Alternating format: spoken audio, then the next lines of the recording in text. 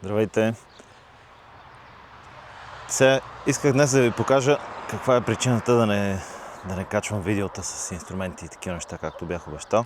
И причината е това място, на което съм в момента. Взех си едно парцелче и си правя сега тук в момента някаква градинка. Да видим какво ще се случи. Дали ще излезе нещо или не. Ето вижте. Тук съм си засадил разни неща. Чакай, че нещо така отдалече не се вижда изобщо. Така. Тук имам домати.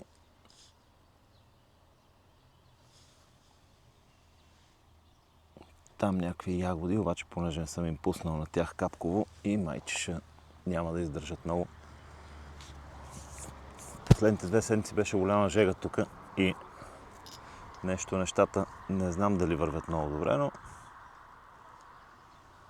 мисля, че ще ги бъде. Вече от 2 седмици съм ги засадил. Тук днеска боднах краставици, понеже всичко върви много късно при мен и вече не беше останал разсъд по магазините. Репички, марули, нещо са мършавяли марулите, ама какво да правиш?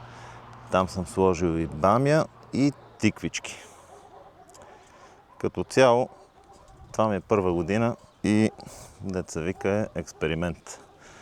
Тук имам картофи, който разбира знае, че не са добре засадени, понеже трябваше да са нависоко, но ще им засипвам пръст отгоре, докато почнат да растат повече. И тук някакви дини. Местенцето е това тук, което се вижда.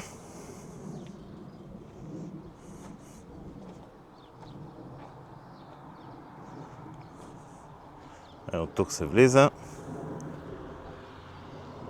Заградил съм само тази част, понеже, нали ви казвам, много съм зле с времето. Иначе мястото отива там нагоре, стига там до онази маслина, до онзи стълб. Това отгоре ми остава да го заравня и него. Там ще си сложа тайни хауса, да се надяваме. Това ми е резервоара за вода, който ми е другия проблем, че тук нямам вода и малко идва сложничко, защото водата трябва да пълня по ето този начин. С туби и кофи. Но пак е така, като идвам тук.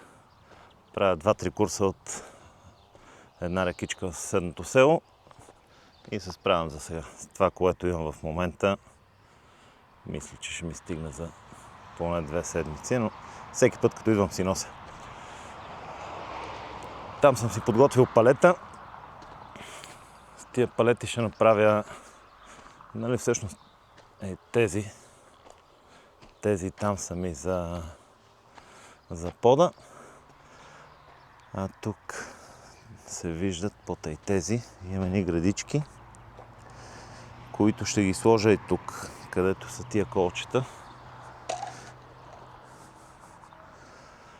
Да си направя един малък навес с нещо като гардероб, в който да си прибирам инструментите и тия неща, защото всичко сега стои тук под този зелен нейлон на други палети и е малко неудобно. Там ще си сложа едно барбекю и тая година това ще бъде. Да се надяваме да тръгнат добре нещата.